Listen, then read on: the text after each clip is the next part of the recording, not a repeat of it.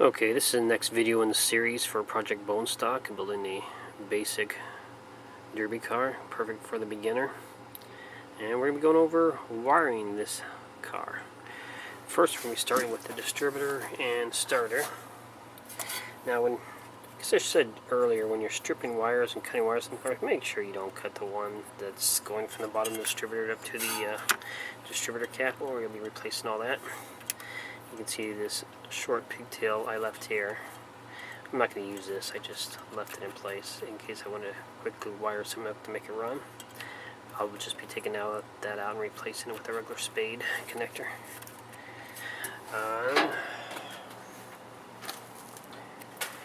For the starter, you can see I've already ran my battery cables. And you can see I'm doing my best here to keep them away from the exhaust the best I can.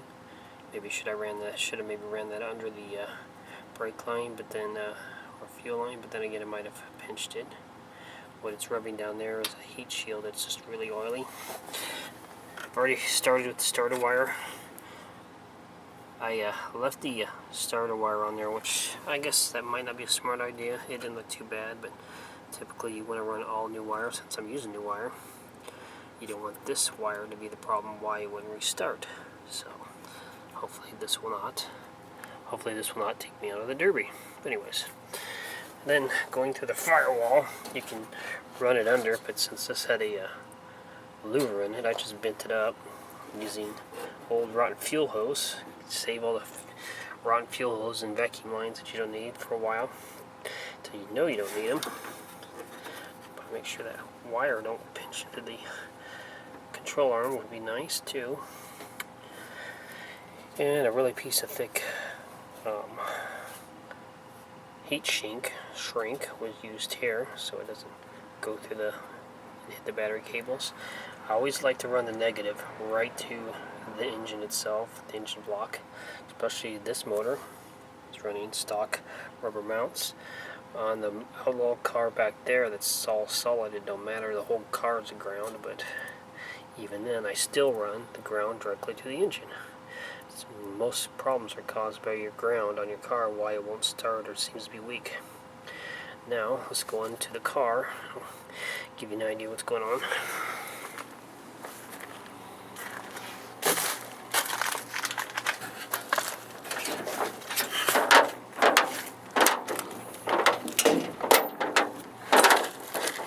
I've already seen my converted, normally a train cooler. Now it's going to be a battery box. That's my battery hold down. And like I said, got these off a forklift. That's going to be the connection here. The battery cables are running along the side here. Didn't want to run them out here where they could get hit.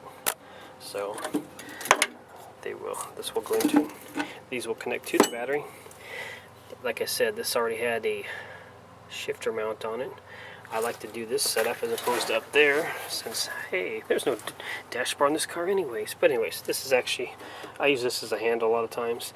This way you, and I'm left-handed when I drive, so I constantly have my right hand either on the shifter or on these switches ready to hit the start it. And like I said, I run by the big old huge 100-foot, whatever it is, roll of wire for building these. So all I have to do is run this wire up to one side of my starter push button. Then the next one will just run. And I usually will just run one power wire and split it off. Most times I'll just tee it off. One power going to the starter and one power going to, this will be the ignition switch. I also oriented these to on is always down. Because in a derby you can be flailing around, and if your switch is up to be on, you can bump it down and turn the car off. So always orient it down. I know that could kill your battery when the car sits around if somebody kicks it, but normally I disconnect it anyways, the battery. So, and the battery box itself, got a big hole back here. I will be using old heater hose to run the battery cable through. And run it back here. I would like to bolt that to the car, so if I do get in a big fire, electrical fire, I can yank the other end loose and disconnect the battery. Another tip I'll give you that's taken me out of a derby it is what would cause tear. I'm not going to run my power wire from the battery with the battery cables. I'm going to run it through here, put some hose on it in there. And I'm also not going to, you notice the wire is separate from those, because I used to do in the past, because I thought, oh, it's no problem. I'd be running these through separate holes, but I thought, well, power to power, whatever. So I would run the starter wire through the same hole as the positive battery cable. But then what happened, these battery cables from constantly starting and just being on derby will get so hot they may melt the smaller wire to it, and then the problem you got is the car might still be running, but now the starter's engaged. You're killing your starter. It's not going to want to restart. Plus, if it dies, the starter's going to be constantly. So that's taken me out of derbies, because it eventually, the starter going the whole time killed my battery. I wasn't running an alternator. It wouldn't matter at that point, because at that point I had electrical fire, and I don't think the alternator would have helped. But that's a tip there, is separate your wires. I always run my ignition wire way up on top, because I got to try and get that as far away from the heat as I can. When I run it over the top of the engine, I'll find places attached to it. But that's the basics here, what I'm going to be doing. I will stop here and try not to make this one too long, and I will do some work and show you the progress as I'm going. I'll see you in the next part of this same video. Okay, you can see I got my battery mounted, strapped down. I got my battery cables ran through and connected. I got my one wire, power wire, that will be used to hook up to everything. Already ran. What I will do with the battery cable is I will make a bracket, attach this to that, so I can grip the cable loose if I need be. And I've already tested to make sure those wires are ran to the ignition. They're not ignition and alternator, they're not attached yet. But what I'll show you is I've already tested my starter. Camera to balance.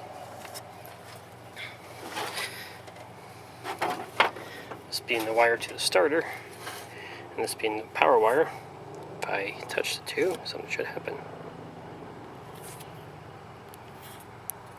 And nothing happens. Strange. Oh, this isn't the right wire. Now I got the right wire. So, yep, you can see it cranks.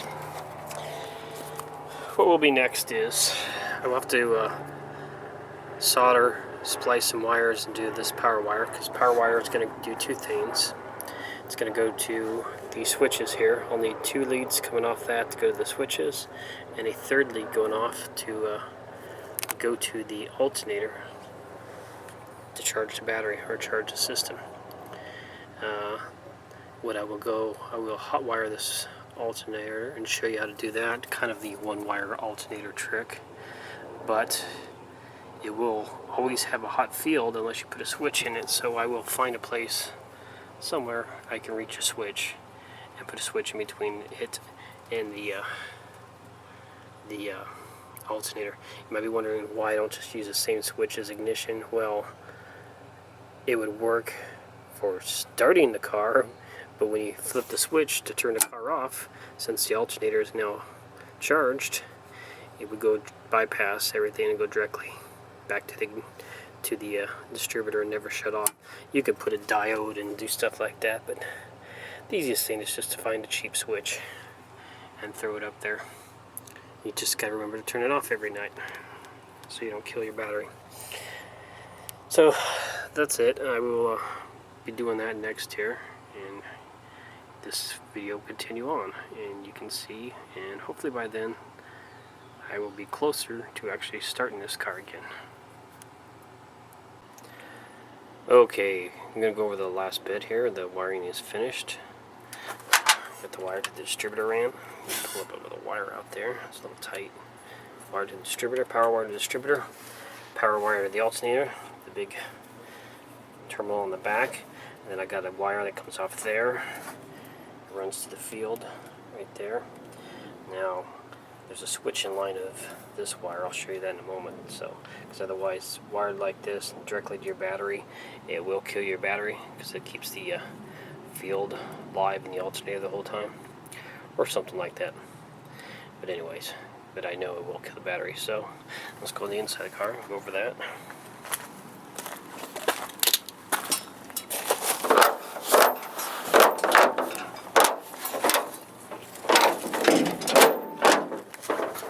Still got the battery cable hooked up so I can use the voltmeter to test that it works. And there's the wire coming from the alternator up to a switch up here, which that's live, and the alternator will put out voltage. Tested it, it's putting out over 13 volts. And like I said, that just goes back to the power wire, which is my 4 wires here. 2 are coming up to the switches here, and then one's going right back to the battery, which is actually power side post. 1 wire, of course, from the starter, like I showed you, hooked up to the push button, and the other wire going from the distributor that you saw hooked up to this simple switch here. So yeah, it'll run. It's just not completely. They don't have all the vacuum lines hooked up right now, and okay, that's pretty much it. Battery's tied down to keep it charged before the derby. It does have an alternator, so I keep going. That's simple enough for an HEI. There's other ways to run points. Now as it goes for, since the mini car is getting very popular, I have no idea there. That would be a learning process for me. So this really only helps you with older cars, which are typically the most used in a derby. But I guess the minis are catching up now. But anyways, there you go. Right here to where you can easily grab it whenever you need to restart the car. That's about it. If you can run 2 batteries, do it. I don't know if they care. I just run in 1. Don't care. Don't want to go through the trouble. You don't have to go as crazy as having a quick disconnect, but it's nice. So there you go. Good luck with your projects.